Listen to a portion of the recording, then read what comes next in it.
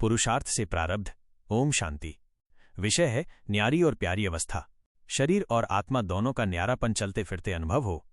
जैसे 1 सेकंड में switch on और ऑफ किया जाता है, ऐसे ही 1 सेकंड में शरीर का आधार लिया और फिर 1 सेकंड में शरीर से परे अशरीरी स्थिति में स्थित हो सकते हो। अभी अभी शरीर में आए, फिर अभी अभी अशरीरी बन गए। ये प्रैक्टिस करनी है। इसी को ही कर्मातीत अवस्था कहा जाता है। ऐसा अनुभव होगा जब चाहे कोई कैसा भी वस्त्र धारण करना व न करना, ये अपने हाथ में रहेगा। आवश्यकता हुई तो धारण किया, आवश्यकता न हुई तो शरीर से अलग हो गए।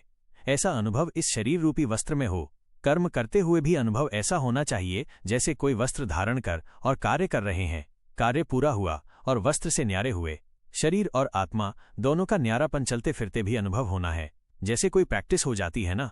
लेकिन ये प्रैक्टिस किनको हो सकती है? जो शरीर के साथ व शरीर के संबंध में जो भी बातें हैं, शरीर की दुनिया संबंध व अनेक जो भी वस्तुएं हैं, उनसे बिल्कुल डिटैच होंगे, जरा भी लगाव नहीं होगा, तब न्यारा हो सकेंगे। अगर सूक्ष्म संकल्प में भी हल्कापन नहीं है, डिटैच नहीं हो सकते, तो न्यारेपन का अनुभव नहीं कर सकेंगे। तो अब महारथियों को ये प्रैक्टिस करनी है, बिल्कुल ही न्यारेपन का अनुभव हो।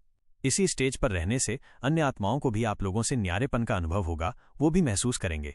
जैसे योग में बैठने के समय कई आत्माओं को अनुभव होता है ना, ये ड्रिल कराने वाले न्यारी स्टेज पर हैं। ऐसे चलते फिरते फरिश्तेपन के साक्षात्कार होंगे। यहाँ बैठे हुए भी अनेक आत्माओं को, जो भी आपके सतयुगी फैमिली में समीप आने वाले होंगे, उन्हों को आप लोगों के फरिश्ते रूप और भविष्य राज्यपद के दोनों इकट्ठे साक्षात्कार होंगे। जैसे शुरू में ब्रह्मा में संपूर्ण स्वरूप और श्रीकृष्ण का दोनों साथ साथ साक्षात्कार करते थे, ऐसे अब उन्हों को तुम्हारे डबल रूप का साक्षात्कार होगा। जैसे जैसे नंबरवार इस न्यारे स्टेज पर आते जाएंगे, तो आप लोगों के भी ये डबल साक्षात्कार होंगे। अभी ये पूरी प्रैक्टिस हो जाए तो वहां से यही समाचार आने शुरू हो जाएंगे। जैसे शुरू में घर बैठे भी अनेक समीप आने वाली आत्माओं को साक्षात्कार हुए ना, वैसे अब भी साक्षात्कार होंगे। यहां बैठे भी बेहद में आप लोगों का सूक्ष्म स्वरूप सर्विस करेगा। अब यही सर्विस रही हुई है। साकार में सभी एग्जाम्पल तो देख लिया, सभी बातें नंबरवार ड्रामा अनुसार होनी है। जितना जितना स्वयं आकारी फरिश्ते स्वरूप में होंगे, उतना आपका फरिश्ता रूप सर्विस करेगा।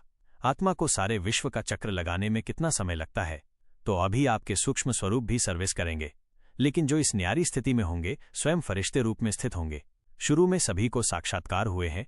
फरिश्ते रूप में संपूर्ण स्टेज और पुरुषार्थी स्टेज दोनों अलग अलग साक्षात्कार होता था। जैसे साकार ब्रह्मा और संपूर्ण ब्रह्मा का अलग अलग साक्षात्कार होता था, वैसे अन्य बच्चों के साक्षात्कार भी होंगे।